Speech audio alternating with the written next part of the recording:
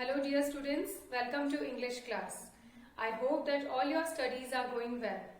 So students, we were learning nouns and today also we are going to practice some questions on nouns.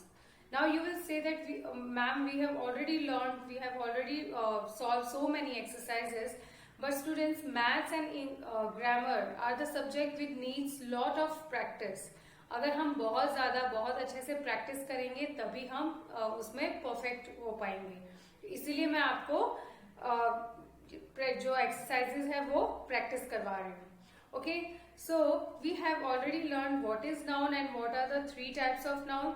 So first of all, we are going to revise the definitions and then we are going to proceed towards the exercise. Okay, so let's start. First of all, what is noun? Yes, noun is a name of person, place, animal or thing. किसी भी चीज का जो नाम होता है वो noun होता है. Everything that surrounds you, जो भी आपके आसपास है वो नाउन है. मेरे ख्याल से ये आपको बहुत ही अच्छे से लर्न हो गया होगा क्योंकि हमने बहुत सारा ये रिवाइज कर लिया है. Now there are 5 types of noun but we are going to learn about 3. So the first one is the proper noun. What is proper noun? Proper noun is a specific name given to particular person, place, animal or thing. किसी भी चीज का specific जो नाम होता है वो proper noun होता है, जिससे हमें पता चलता है कि हम किसके बारे में बात कर रहे हैं या किसको पॉइंट कर रहे हैं. तो वो प्रॉपर नाउन होता है. Means a perfect name given to any person, place, animal और thing is a proper noun, and proper noun is always written in capital letters. Next is common noun. As the name suggests, these are the names used commonly. मतलब ये generic names होते हैं जो हम commonly सभी के लिए use करते हैं, like boy, girl, country, city, grandfather, uncle, river, sea. मतलब ऐसे बहुत सारे ये वाले जो terms हैं ये हम commonly सभी के लिए use करते हैं. So ये common nouns होते हैं. And the next one is collective noun. So what is collective noun? Can you answer me? Yes, collective noun is a name given to a group or the collection of person, animals or things. Okay, so जो collective noun है ये किसी भी जो लोग होते हैं उनके ग्रुप को या फिर एनिमल्स के ग्रुप को या फिर कोई चीज है उनके कलेक्शन को जो टर्म्स जो नाम दिया जाता है, जो नेम अटैच किया जाता है वो कलेक्टिव नाउन होता है. Like swarm of bees, bundle of sticks, bouquet of flowers. इस तरह से ये कलेक्टिव नाउन्स है. Okay, so clear? I hope that all these 3 definitions are clear. Now let's solve the questions. Okay, so what is the question? The question is underline the type of noun that is mentioned in the bracket. So here some sentences are given और उन sentences के सामने bracket में आपको nouns mention किए गए हैं और आपको देखना कौन, सपोज अगर प्रॉपर नाउन है तो आपको सेंटेंस में फाइंड आउट करना है कि जो सेंटेंस है उसमें प्रॉपर नाउन कौन सा है और आपको उसमें अंडरलाइन करना है. Okay, so let's start. The first is a team one the match. So here in the bracket the noun given is that is collective noun. Now what is collective noun? Collective noun is a collection of person, animals or things. तो यहाँ पर कौन सा term है जो collective noun है? Yes, right, team. जो word team है ये collective noun है. So we are going to underline or circle the word team because it is a collective noun. Okay, next is Sita sang sweetly और इसमें आपको क्या find करना है? Proper noun. अब यहाँ प्रॉपर नाउन क्या है? It is a proper name attach to a person, animal, place और थिंग. तो यहाँ पर प्रॉपर नाउन कौन सा? और प्रॉपर नाउन कैपिटल में भी लिखा होता है तो उसे हम इजिली आइडेंटिफाई कर सकते हैं. सो कौन सा है? Sita. Sita is a proper noun. Okay, next is it is a big country और यहाँ आपको आइडेंटिफाई करना है common noun. Now what is common noun? It's a generic name, general name given to any person, place, animal और thing. तो यहाँ पर common noun कौन सा होगा? Yes, correct, country. कंट्री जो है वो कॉमन नाउन है, so you have to underline country. Next is we live in India. India, और यहाँ पर आपको आइडेंटिफाई करना है प्रॉपर नाउन, जो कि आपके लिए बहुत ही इजी है। प्रॉपर नाउन कैपिटल लेटर में होगा, तो है ऐसा कोई वर्ड जो कैपिटल लेटर में है? Yes, India is a word which is a proper noun. Okay, next one, the man is carrying a bundle of sticks. So here you have to find out collective noun. अब इस sentence में आपको पता लगाना है कि collective noun कौन सा है। Now what is collective noun? It's a name given to collection और ग्रुप ऑफ पर्सन, एनिमल और thing.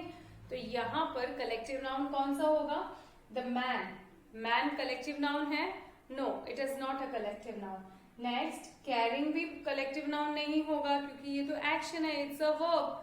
So bundle of sticks. So here bundle, the word bundle is a collective noun. Sticks के collection को हम क्या कहते हैं? हम bundle कहते हैं. Okay, so bundle is a collective noun. Next is dogs bark at thieves, और यहाँ पर आपको identify करना है common noun. So common noun इस sentence में there are two common nouns. Can you identify them? Yes, dogs and thieves. These both are common noun. Okay, then there was a large crowd of people in the street, and here you have to find out collective noun. So now let's find out in this sentence which is a collective noun. There was a large crowd of people. Crowd of people, it means collection of people, मतलब लोग वहां इकट्ठे हो रखे हैं। तो जो word crowd है ये क्या है? कलेक्टिव नाउन है। क्राउड ऑफ पीपल मीन्स लोगों की भीड़ है वहां पर। Next one is Paris is the capital of France. So यहाँ पर आपको फाइंड आउट करना है proper noun. Now what is a proper noun? Proper noun is a specific name given to a person, place, animal और thing. तो यहाँ पर proper noun कौन सा होगा? Paris is capital of France. So यहाँ पेरिस और जो फ्रांस है ये दोनों ही प्रॉपर नाउन है। There are two proper noun in this sentence, that is Paris and France. Both are the proper name given to a place. So Paris और France क्या है? ये प्रॉपर नाउन है। और कैपिटल क्या होगा? Yes, capital will be common noun. Okay, next is he is a good boy, and you have to identify common noun in this sentence. So he तो कोई नाउन नहीं है, ये तो प्रोनाउन है। गुड एडजेक्टिव है, सो नाउन कौन सा हुआ? कॉमन नाउन हुआ बॉय, क्योंकि बॉय जो टर्म है ये हम कॉमनली यूज करते हैं सबके लिए। Okay, so boy is a common noun. और क्लास कंसिस्ट ऑफ 40 स्टूडेंट्स, और यहाँ पर आपको पता लगाना है कलेक्टिव नाउन। और class consist of 40 students. So in this sentence जो स्टूडेंट्स है वो क्या है? वो कॉमन नाउन है ना? तो यहाँ पर जो क्लास है, क्लास क्या होगा? ये कलेक्टिव नाउन होगा। Okay, so students, you have seen how we have solved and how we have identified proper noun, common noun and collective noun from the sentences. Now we are going to solve some more questions on abstract noun and material noun. Okay, so इसमें भी कुछ sentences हैं, आपको identify करना है कि कौन सा material noun है और कौन सा abstract noun है। So material noun, as all you know that material noun are the name given to the things which can be used for the production of, or we can make new things from them. Okay, and abstract noun क्या होते हैं? Abstract noun वो nouns होते हैं which we cannot feel, we cannot touch them, we cannot hear them, okay, we cannot smell them, or we cannot taste them. They do not have any specific shape. Okay, so they are related to feelings and emotions. Okay, so they are abstract noun. Okay, now let's solve the examples. Underline the nouns as mentioned in the bracket. The first sentence is failure is the pillar of success. अब इसमें आपको identify करना है abstract noun. Now you have seen that I have already underline them. Failure and success ये दोनों abstract noun है because we can not see them, we cannot taste them, we cannot hear them. Okay, so do not have any physical appearance. So failure and success both are abstract noun. Next is coal and diamond are abundant in Africa. So यहाँ पर आपको क्या ढूंढना है? Material noun. So material noun are coal and diamond. Coal और diamond दोनों क्या है? ये मटेरियल नाउन है. Okay, next is we run a steel company. So in this sentence you have to again find out material noun, and steel is a material noun because a steel is a material from which we can make many other materials, okay, many other things. So it is a material noun. Okay, so we have underlined here steel. Next is do not test my patience. Okay, हम बोलते हैं ना कई बार कि मेरे सब्र का इम्तिहान मत लो, तो यहाँ पर पेशेंस जो है ये क्या है? Abstract noun. Okay, next sentence is I like to drink coffee in the morning. अब इसमें आपको मटेरियल नाउन फाइंड आउट करना है. So coffee here is a material noun. Okay, next is childhood was the best part of my life. Again in this sentence you have to find out abstract noun. So childhood क्या होगा? ये abstract noun होगा. Childhood means बचपन, और बचपन हम सबका best part होता है लाइफ का. Okay, next is world needs piece.